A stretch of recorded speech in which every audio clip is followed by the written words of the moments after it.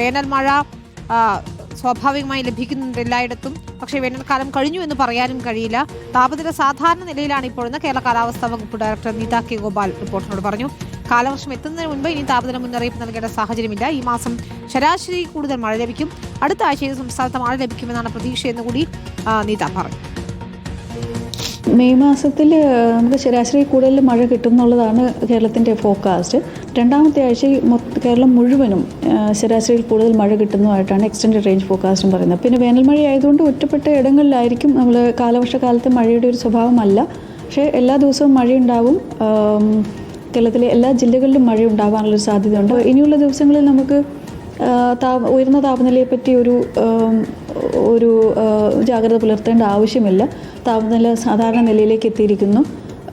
May മാസം വേനൽക്കാലത്തിൻ്റെ കണക്കിലാണ് വരുന്നതെങ്കിൽ പോലും ഇനി അങ്ങോട്ടുള്ള ദിവസങ്ങളിൽ താപനിലയിൽ അങ്ങനെ ഒരു വർധനവ് പ്രതീക്ഷിക്കുന്നില്ല. ശക്തമായ മഴയ്ക്കും ഇടിമിന്നലിനും ശക്തിയായ കാറ്റിനുമുള്ള ജാഗ്രതാ നിർദ്ദേശങ്ങളാണ് ഇനി അങ്ങോട്ടുള്ള ദിവസങ്ങളിൽ ഉണ്ടാവുക.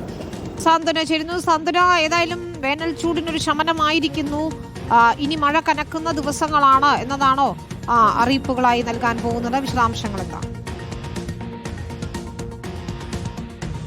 വിനിത, ഔദ്യോഗികമായി തന്നെ നമ്മളിപ്പോഴും വേനൽക്കാലത്തിൽ കൂടെ തന്നെയാണ് കടന്നു പോകുന്നത്. കാരണം ഏപ്രിൽ മെയ് മാസങ്ങൾ സ്വാഭാവികമായും കാലത്തിന്റെ കൂടെ പെടുന്ന ഒരു മാസങ്ങളാണ്.